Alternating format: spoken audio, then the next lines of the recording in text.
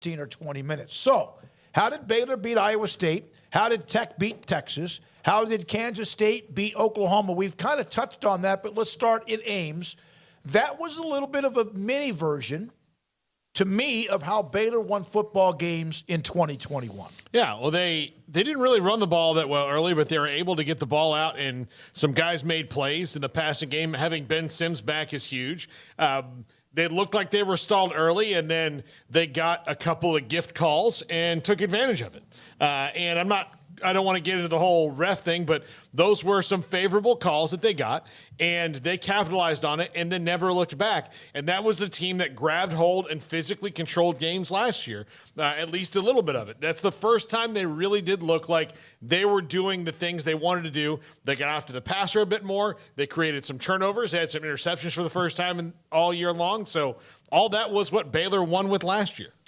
Yeah, we touched on some of those other games. We haven't talked about this at all, and I just want to echo, a lot of what Paul said. But to the officiating thing, and I'm glad we got that out of the way, that went both ways by the end of it, so let's not even pretend like it didn't, especially at the very end. I mean, come on now. That game was close because of officiating in every direction you want to point. So here, let me stop you for a second, if you don't mind. And I'm not trying to interrupt you. The reason we try to stay away from that topic is because it just goes down a rabbit hole, and everything else gets overshadowed. And so we really try to stay away from it whenever possible. It's like Texas trying to pretend like the Tech loss didn't happen because of a fan incident at the end of the game. Yeah, like the Iowa State didn't lose that game because of a call, but no, like they were close because of calls as well. So, there's no point in arguing about it. The better team won. I think it was clear that the better team won. And it was the team that had to go and travel to Ames. So they already had that going against them. And yet there was Baylor with a fast start. Like Paul said, with Ben Sims right out of the gates. Did have a couple of extending calls there. But to Iowa State's credit, that was a scripted drive for both teams. Both teams' scripted drives were 12 plays, about 75 yards, and for 5+ minutes. It was nearly identical. And then once you got past that and you settled into the game, that was the second quarter now.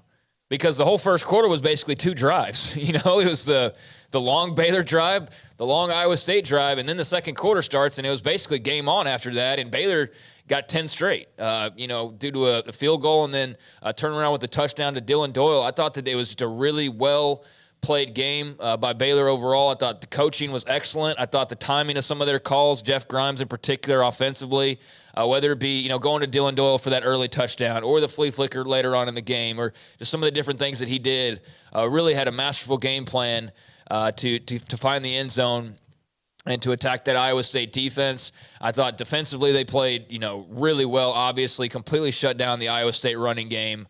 That was, forcing Hunter Deckers to have to go basically win the game with his arm, and he's not quite ready to do that just yet. So I thought that was just a brilliant job once again by this defense, who really hasn't allowed anybody to run in a long time. Like, that's the thing for Oklahoma State this weekend, is how much are they planning on running the football, because nobody has for a while, going back to last year. So I thought that was really impressive to see. Just Shapen had his best game. Clearly, that was vintage Shapen from the end of last year when everybody was like, yep, he's the guy moving forward. O-line was the best they've been, I think, this year. The skill guys continue to grow and get better. Offensive play calling was excellent. All that was good defensively. Again, stout against the run. Had a couple things in the past game it's going to happen, but got some turnovers.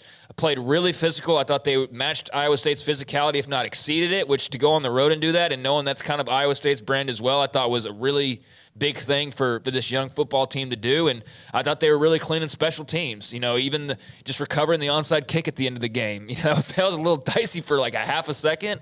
But Matt Jones fell on it and kind of completed a clean day there because they handled their kicking duties. They handled punting well, handled, coverage units. So just thorough win. Don't think you look at really any area and go like, oh, man, that's really got to, penalties weren't crazy.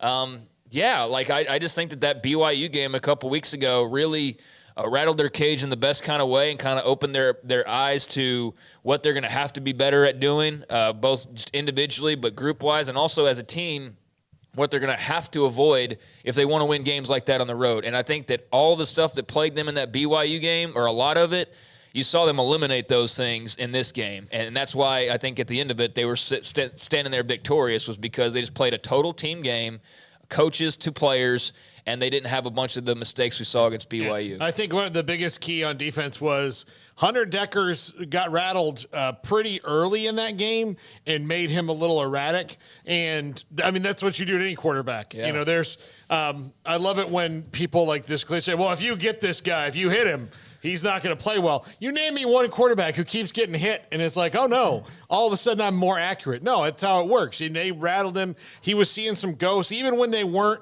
really getting back there because their pass rush was doing really well for the first time this year. He was a half second early or late or whatever you want to say. He just did not look like he did the first couple weeks. And, look, he did calm down later in the game, and, it was – like we thought it was going to be a one-score game. It was a one-score game. Yeah, it was. But it didn't feel that way. Yeah. No, it didn't. The touchdown on the catch at the goal line, which was not reversed. And again, I'm not going to – a touchdown. He called a touchdown, Okay. They didn't even review it, though. No, they didn't. And they usually review when it's a 3rd and 9 and a guy picks up – or 2nd and 8 and a guy picks up 4. Should he have gotten 5 or 3? But the point of it is that the game and anything that occurred early on, there was still 55 minutes left in the game, or anything that occurred with 25 minutes left in the game. And I thought Baylor dictated the tempo of that game. The running game is still not quite what it was, but Reese and Williams give them a little something. Shapen, I thought, was able to get outside the pocket on whether you waggles or bootlegs or whatever and have a chance to pick and choose. It was great to have Ben Sims back if you're a Baylor fan, because he seems to be the security blanket. It was nice. Who made the catch on the sideline? Presley made a really critical catch when talking about the young receivers stepping up. He did on that play. And again, defensively, they created turnovers.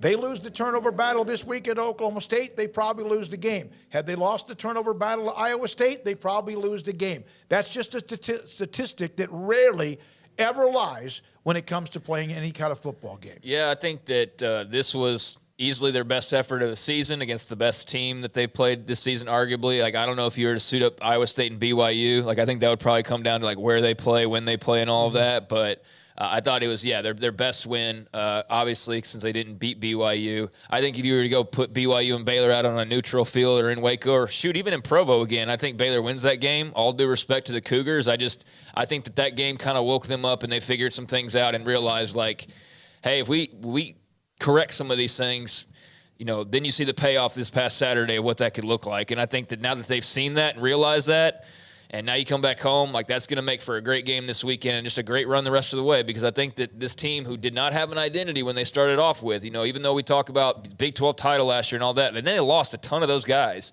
And that's part of why there's a slow start. That's part of why a lot of people didn't think they'd be as good. I don't know if they're as good as last year, but I do think they showed a lot of the signs that we saw last year of, a pretty good team and what they could be, knowing that, hey, they're only going into week 5. Like, there's still a bunch of games left for them to get better and improve. And, yeah, a lot of, things that could go awry too. But, standing as is and coming out of this weekend, I think that they have every right to be right there at the top of the Big 12 conversation. And, we can leave it there for now.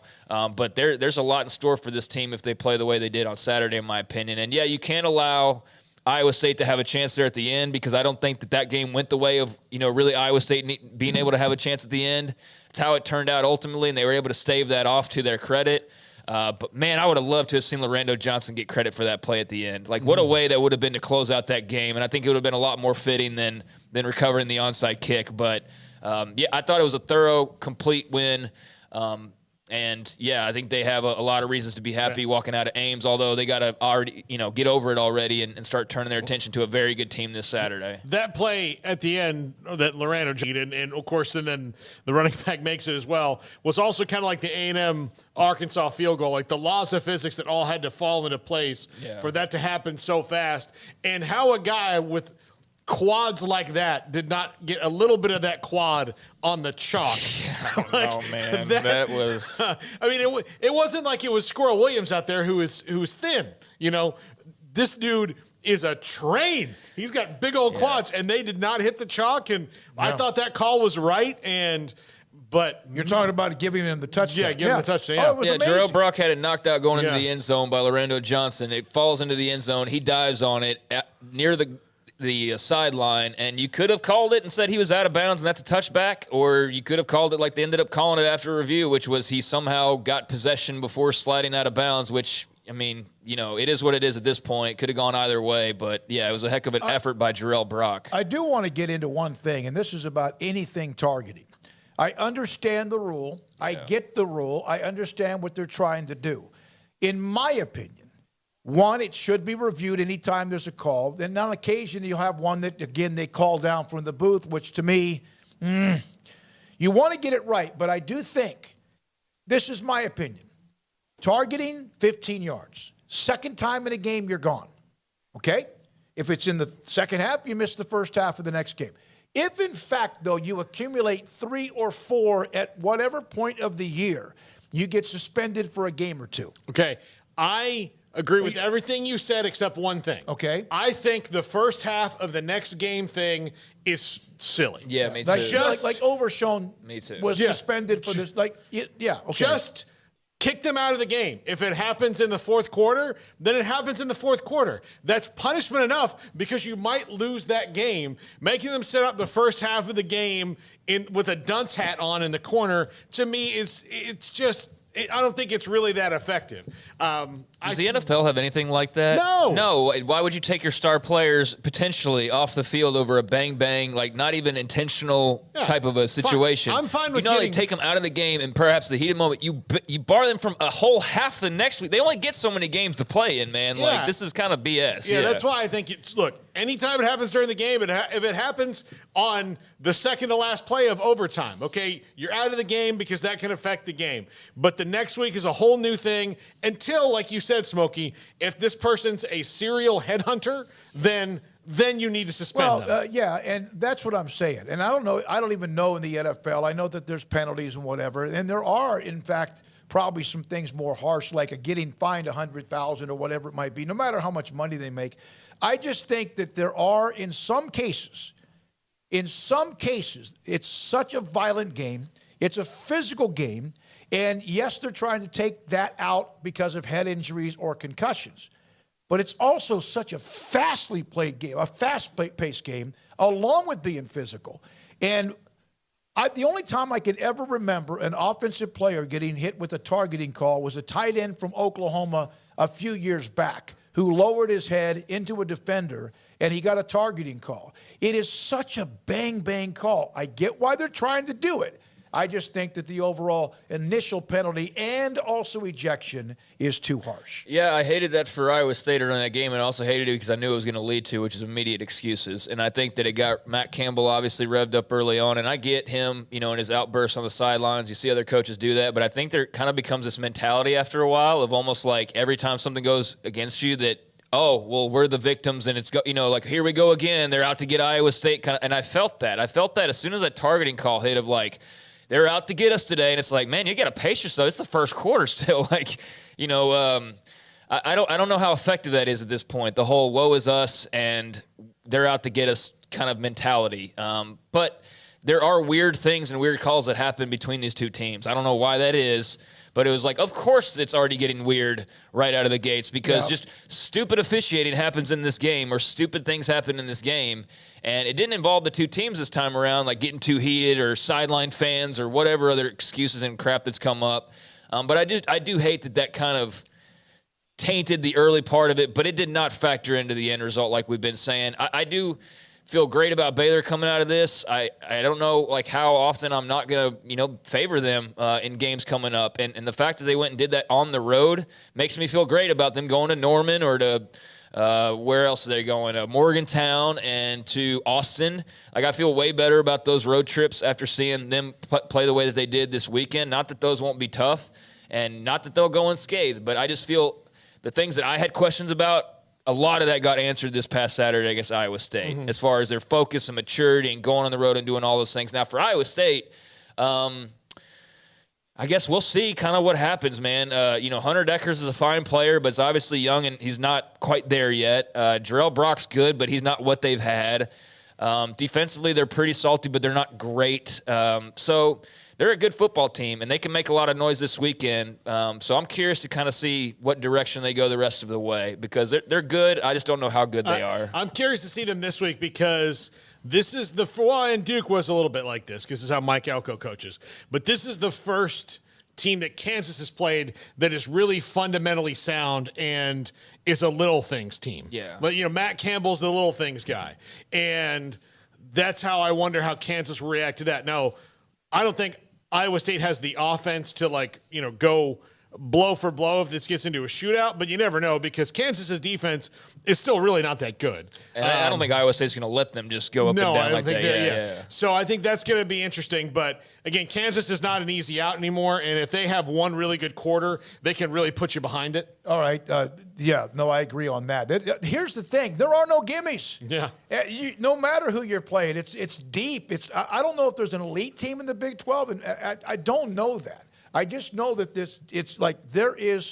it was hard for me after 4 or 5 in our preseason poll. What do we do with West Virginia? What do we do to Texas Tech? And I had a feeling